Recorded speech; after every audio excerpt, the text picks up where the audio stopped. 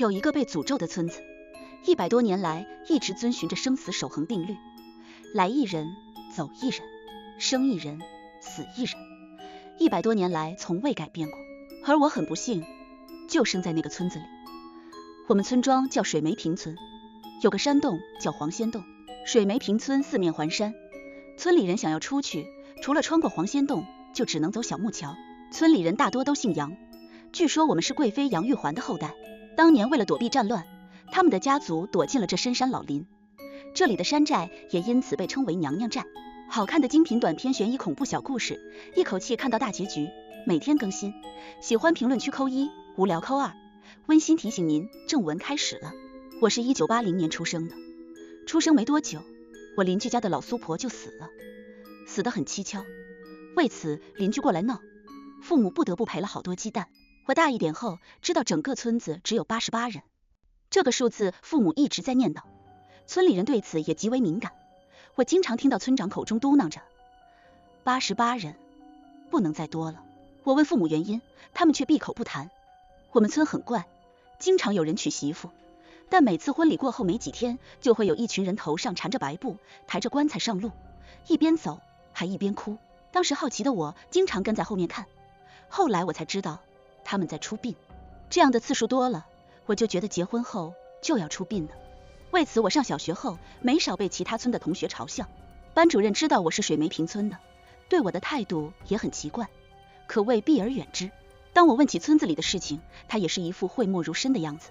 我8岁那年，村里在张罗喜事，爸妈告诉我，今年村子连着2户人家生了孩子。现在村子既没有很老的老人，也没有准备外迁的村民，就连大病都没有人生过。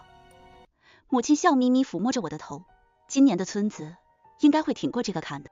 对啊，父亲也点了点头。我不明所以，只是一脸的诧异。可没过多久，村子里就出事了。村里一个年轻人修小庙的时候，小庙突然坍塌，把他埋了。等人发现他的时候，已经没气了。这件噩耗刚发生没多久，另外一个噩耗又发生了。另外一个年轻人在村里电站干活时，土坯突然垮了下来，把他砸死了。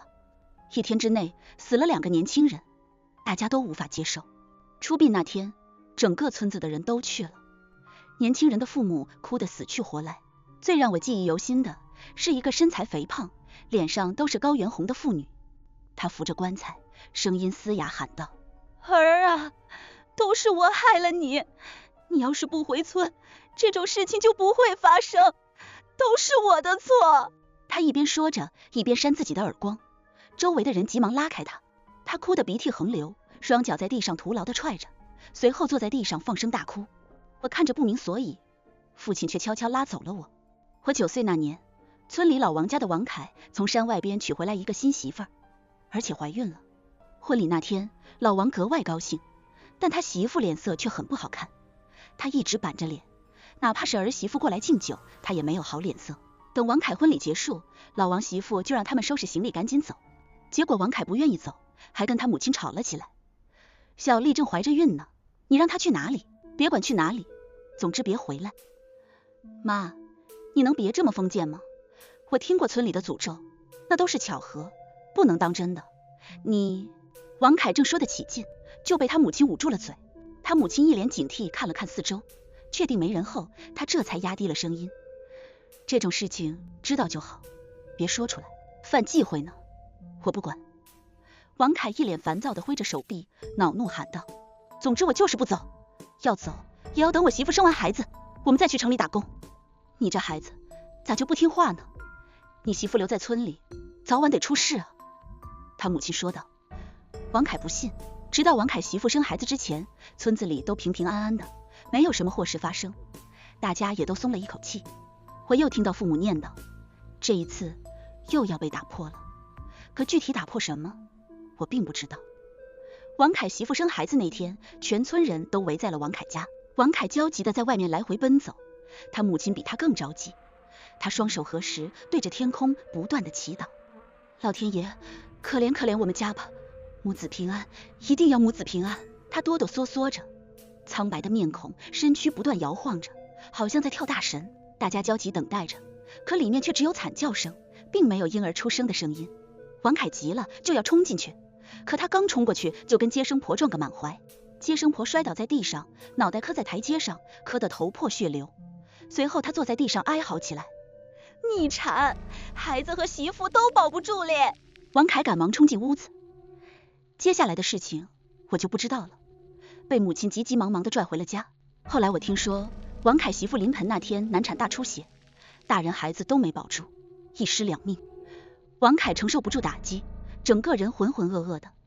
王凯他妈也是哭得死去活来，出殡那天更是跺着脚，哭喊着造孽，真是造孽。上初中后，我爸把我撵走了，他说以后你就住你舅舅家，别回村了，有时间我们去你舅舅家看你。我不明所以，忍不住问道：爹，村子里到底咋了？父亲训斥了我一句：小孩子不该问的别问，不管发生什么事都不要回村，记住，千万别回村。说着，父亲还推了我一把，我一个踉跄摔倒在地。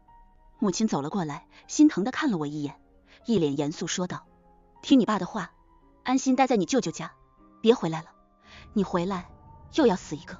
我从没在母亲的脸上看到这么严肃的表情。后来我才知道，我们村二姑家表哥生下了一个女儿，所以我必须离开。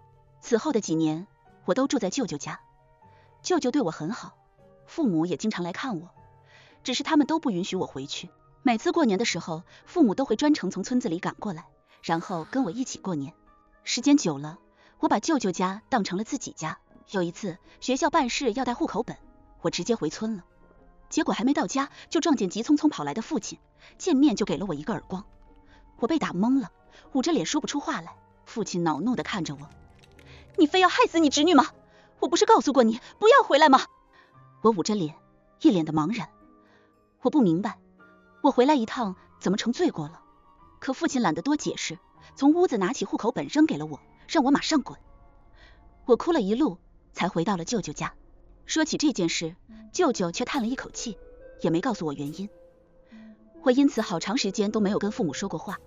上高中、考大学后，在外地成家立业，我都没再回过村子。我仿佛忘记了这个村子，父母也跟我们一起搬到了外地。妻子怀孕后不小心得了肺炎，治好后一直呼吸不畅。为了胎儿着想，医生建议我找个环境好的地方养胎。我立刻想到了水梅坪村。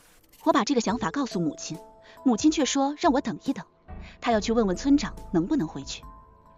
我顿时有点不高兴了，忍不住嚷嚷道：我回自己家，凭什么需要他同意？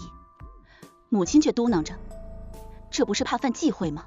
我早就对这些封建礼俗极为厌恶，听到这样的话直接喊道：我明天就走，谁说都没用。母亲没有说话，只是转过头开始打电话。很快她回来了，笑容满面道：可以回去，不过我和你爸就不过去了。我知道又是奇怪的规矩，也没吭。我带着妻子坐火车来到当地，转了面包车回到的水梅坪村。通过黄仙洞，我和妻子仿佛来到了一片世外桃源。山间房屋错落，翠竹点缀，村庄野花掩映，烟散笼纱，薄雾飘渺。妻子没见过这样的美丽的乡村，瞪大了眼睛。这世上有这么美的地方吗？那是当然了，这里就是我的家乡。我得意地笑了笑，拉着妻子的手，大包小包地回村。村头是一群老头老太太，看到我和妻子，他们脸色很不好看。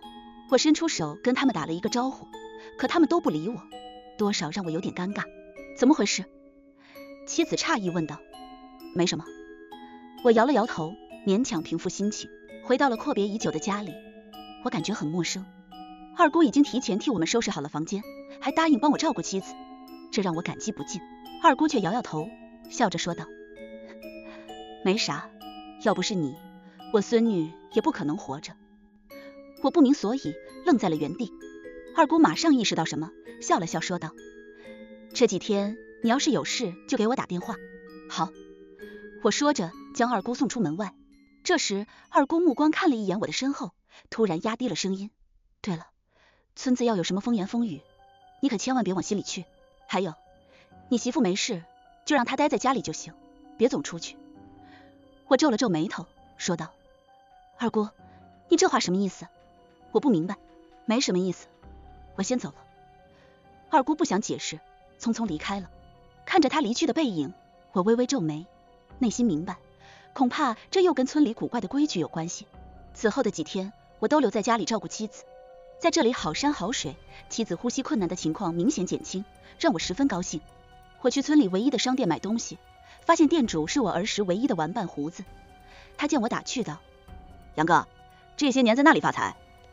我笑了笑，说道：混口饭吃而已。我低下头，准备寻找尿不湿之类的东西，为子女的出生做准备。可胡子尴尬地摆了摆手，那东西不好卖，我已经好久没有进过了。好吧，你这都有什么？就这些了。胡子指了指周围的大米、食用油，还有一些小零食。我叹了一口气，只能随便买一些东西。胡子问道：杨哥，这次回村你打算做什么？我把妻子怀孕的事情说了出来。胡子愣了一下，喃喃自语道：村里可不是养胎的好地方。我自然明白他的意思，摇了摇头，笑着说道：我可不相信那些虚无缥缈的传说。我倒是忘了你不信这个，可做弟弟的我劝你一句，你不该回来的。说到这里，胡子脸色凝重起来，我不禁皱起眉头。自从我回来之后，村子里人的表现都很奇怪，这种诡异的气氛让我有些愤怒。我不明白为什么会这样，明明我没做错什么，为什么？我直直地看着胡子，你还是趁早离开村子吧，有些话我不方便说。胡子又是欲言又止。结完账回到了家里，我看到了妻子躺在床上，在她面前是一个陌生的老太太，正笑吟吟跟她说话。这个老太太拄着拐杖，一脸的皱纹。妻子跟她聊得很开心，看到我回来了，她笑着说道：老公，你看谁来了？这位是你姨姥姥，在这个村子就这么点人，随便一个人都沾亲带故。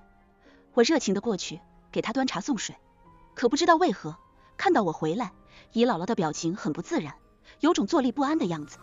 我看着奇怪，忍不住问道：姨姥姥，你这是怎么了？我想起来了，我鸡还没喂呢。老太太拄着拐杖站了起来，一边说一边慢吞吞地向后走。我急忙过去想要扶住她，可她却急忙推开了我，然后头也不回地加快了速度。看着她的样子，我站在原地，脸上充满了疑惑。等姨姥姥走后，妻子坐在床上，笑着说道：这里的人真的是太热情了，是吗？我不明所以，看向了她，她却掏出了一包药，这包药是用牛皮纸包装的。她将这包药打开，就要往嘴里倒，我急忙阻止了她，问道：什么药你就敢乱吃？我可没买过这种药。什么呀？妻子白了我一眼，笑了笑说道：这是你姨姥姥给我的，说是保胎药，听说对宝宝身体好。我将信将疑的看了一眼，摇了摇头，这种民间偏方还是不要信比较好。那好吧，妻子把药包好递给了我，那就帮我扔掉吧。我点了点头，随手将保胎药放进口袋里。我又跟妻子聊了几句，马上去做饭了。这时邻居家的黄狗闻到味来到了我家，它蹭着我的腿向我讨要食物。我看到这里，鬼使神差的拿起一块酱牛肉，将酱牛肉扔在了地上，然后倒上了口袋中的保胎药。黄狗几口将牛肉吃进了嘴里，摇着尾巴看向了我。我笑了笑，觉得自己实在太紧张了。我跟姨姥姥无冤无仇，她干嘛要害我妻子呢？饭后，邻居家一阵骚乱，大嫂门口中骂着一些难听的话。我家狗招谁惹谁了？哪个挨千刀短命鬼将我家狗毒死了？我意识到不对劲，匆匆赶了过去。看到眼前这一幕，我如遭雷霆。邻居家的黄狗口吐白沫，死在了门口，中毒死的。眼看围观的人越来越多，我有些心虚，拉着妻子的手回到家里。怎么了？脸色很难看。妻子伸出手抚摸着我的脸问道。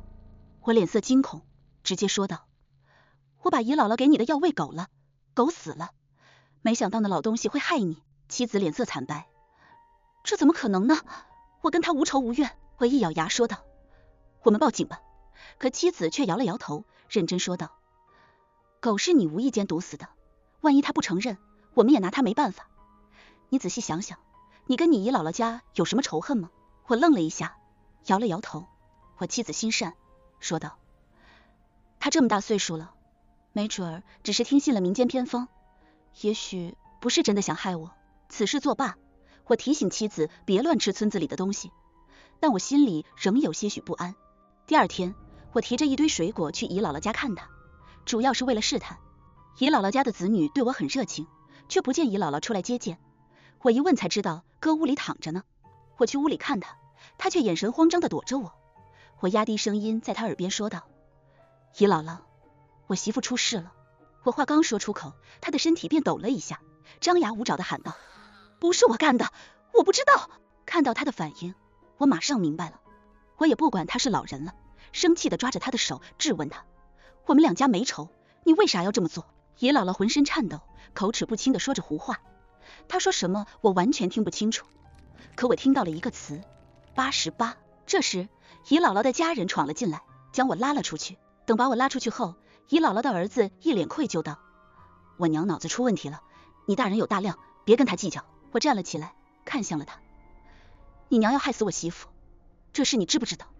他脸上多了一丝慌乱，急忙摇了摇头：我娘脑子不好，但不至于害你媳妇的。我凝视了他半天，冷哼一声，转身走出了屋子。村里这破规矩，怎么就没人愿意跟我说清楚？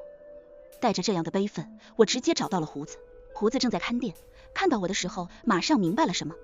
他压低了声音说道：我知道你想问什么，今天晚上12点，你来我家，我全都告诉你。看着他深有顾虑的样子，我点了点头。可我刚回家，就听到了老婆的尖叫声。我急忙冲进屋子，正看到一个男子正趴在我老婆身上，双手抓住我老婆的手，十分猥琐。我老婆拼命挣扎，眼眶已经淌出泪水。看到我进来，她顿时慌张无比。我何时受过这种气？随手抄起旁边的刀就冲了过去。男子脸色慌张地向里屋跑去，我也追去了里屋。他见无路可逃，赶忙跪下求饶：饶了我吧，我再也不敢了。看清他的脸，我才知道他是村子里游手好闲的一个懒汉。我怒道：你都差点强奸了我老婆，看我不弄死你！他吓坏了，赶忙解释：我没想强奸你老婆，我只是想压死她肚子里的孩子，弄死我孩子，这更忍不了。要不是妻子及时叫我，我真忍不住结果了他。随后我们报了警，他被带走了。我不停地安慰妻子，他向我诉苦。他突然闯进来，二话不说就压住我的肚子，说孩子生出来会坏了村里的规矩，不能留。这到底怎么回事？我也想知道原因。随后我去敲了胡子家的门，胡子探出头来，看了一眼四周，发现没人的时候，这才把我拉了进去。他在院子里摆了一张桌子，上面还放着几碟小菜和2瓶酒，拉着我的手说：来，我们边喝边说。胡子拉着我的手说道。我冷冷看着他：你还是直接说吧。胡子没有说话，坐在桌子上，先给自己倒了一杯酒，这才说道：你听说过生死守恒吗？那是什么东西？我一脸茫然。胡子喝了一杯酒，脸色凝重道：我们村是被诅咒的村子，你不该回来的。诅咒？我根本不相信诅咒这种东西。你难道没有发现吗？我们村一直保持着88个人，一个不多，一个不少。胡子缓缓说道。我愣了一下，88，好像还真是。如果多出来一个呢？我问他。如果多出来一个，那么就会马上死一个，通常死的是老人。胡子脸色苦涩说道。我想到了什么，急忙问道：现在村子里多少个人？86个人，那加上我和妻子才88个。胡子吃了一口菜，阴恻恻说道：还有你妻子肚子里的孩子，他也算一个。他出生，村子就得死一个人。我总算明白了，为什么姨姥姥想要毒死我的老婆。我还是不信，村子里肯定不只是88个人，逢年过节肯定超。88人是常住人口，路人不算。我恼了，荒诞至极，这世上怎么可能存在诅咒呢？我根本不信。胡子盯着我，脸色凝重道：我也不愿相信，但是这么多年一直如此。带着你的妻子走吧，离开这里，否则她会死的。我来到他面前，坐在椅子上，狠狠喝了一口酒。这个说法从什么时候开始流传的？从这个村子建立的时候，到现在就没办法解决吗？村里人试过无数办法了，都没成功过。胡子说到这里，有些失魂落魄。我儿子都给他外婆抚养了，没有留在我身边。这种诅咒，无法打破的诅咒。不，这世上肯定没有诅咒，只是骗人的东西。胡子看向我，抹了一把嘴，眼神认真说道：你快点带你老婆离开吧。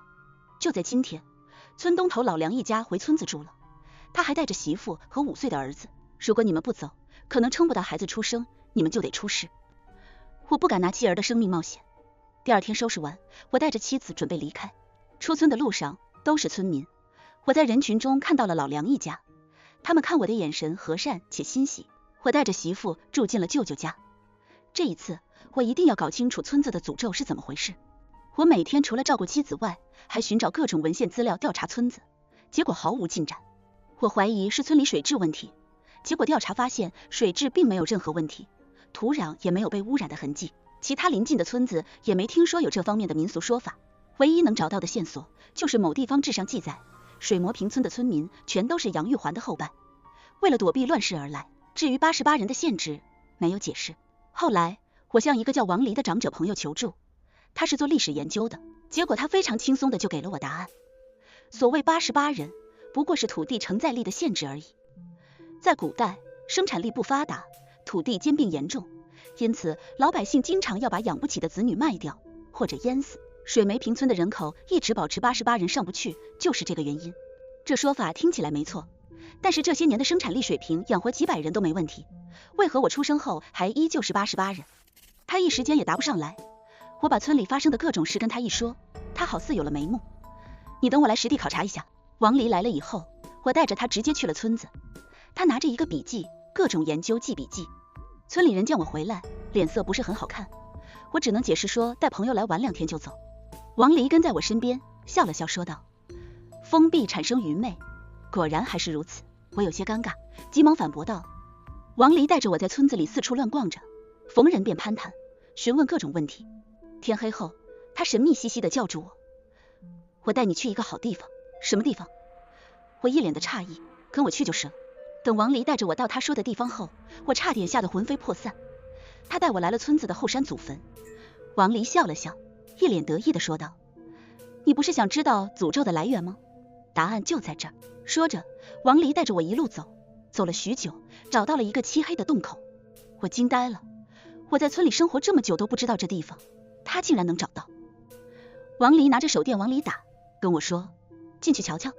进洞一看，我人都傻了，里面全是白骨，这些骸骨姿态各异，一个个躺在地上，还有的竟然镶嵌到墙壁上。王黎叹了口气说道：果然跟我想的差不多。我有些发懵，他继续解释道：你姨姥姥要害死你老婆的事让我很在意，她极有可能是惯犯。换个角度想，可能村里不止他一个老人这么干。王黎继续解释：我跟村里人交流发现，村里的老人似乎都很有默契，就像有组织似的。我们在洞里发现了一块石碑，碑上刻着一些繁体字。王黎看后解释道：石碑记载了族规，大概意思就是村子只能有88生者，如果多了88人，就要有人自愿去死，或者杀死多余的人，否则村子马上就会有大难临头。我咬牙切齿说道：就因为这么一块破石碑，要死那么多人？王黎手电筒照着密密麻麻的尸骨，叹了一口气，低沉说道：你可听说过弃老洞？我点了点头，了解了一些。这里恐怕就是你们村的弃老洞了。古代某些地方因为养不起老人，到了一定年龄后就送到弃老洞里等死，要么死于饥寒交迫，要么自杀。我看着洞里的白骨，一阵背寒，这得死多少人？这种事在世界很多地方都有发生，只是没想到如今还有这样的事，悲哀啊！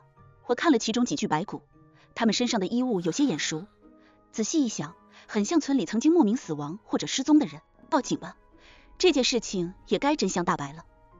王黎平静说道。很快，警察来了，带走了不少老人。那些老人固执地守护着族规，的确害死了一些人，而一些违反族规的人也会死在这里。可怜我们这些年轻人对真相一无所知。所谓突破88人，村子就会受灾，其实是因为自然因素。村子一到暴雨季节，容易引发山洪或者泥石流，每次受灾确实死了人。王黎说，其实我调查发现，村里人早就过百了，只是一直没人在意而已。所谓88人的诅咒也早就不在了。我一时间难以接受这样的真相，为什么我的父母也要守着这破规矩？王黎说，维持谎言比揭露谎言要容易得多，多数人认为的谎言有时就成了真相。准备离开村子时，我好奇地问他，你到底是怎么找到后山那个洞的？他神秘一笑，准确来说，你应该叫我一声叔。